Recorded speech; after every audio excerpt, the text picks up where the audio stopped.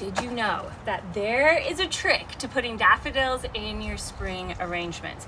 Yes, the daffodils can go with all of the other flowers that you're cutting, but daffodils actually need to rest on their own in their own vase of water for several hours or even overnight before you put them with, let's say, your tulips or your ranunculus or lilacs, whatever else you're cutting from your garden right now. The daffodils produce this very sticky sap. Do you see it dripping off of there?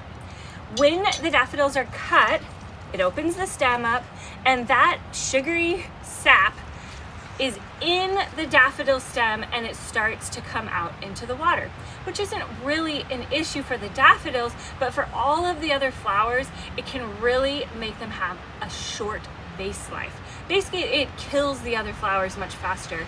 So the trick is that you let the daffodils rest in their own vase of water before you put them in with anything else.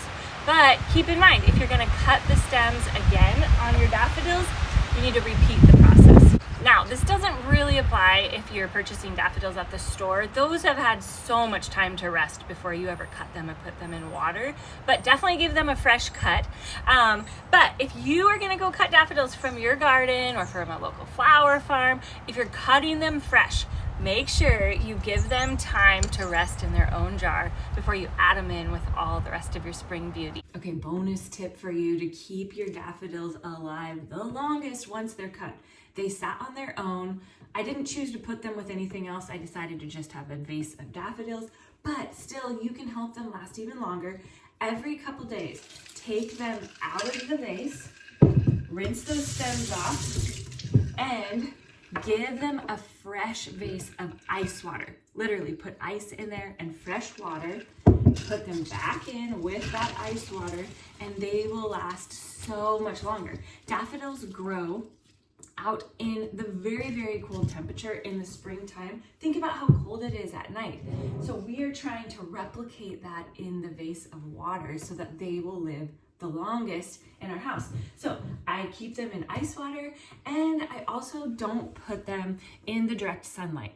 Flowers are funny. Once you've cut them, they don't want to be in the sun, because if they're in the sun, it actually makes the bloom fade even faster. So once you cut flowers, you put them in your vase, put them somewhere where they're not getting direct sunlight. So I like to have them on our kitchen counter because they're nice and cheery. And I give them fresh ice water, and that's your bonus tip to help them last even longer. We'll be sharing lots more tips on how to keep your flowers the happiest upcoming as they all start to bloom this spring. So come hang out with us here at Cider Press Lane. We love when you get to join us in the garden, or come make sourdough with us, or you can even come host one of the freedom dinners with us. There's so much fun happening.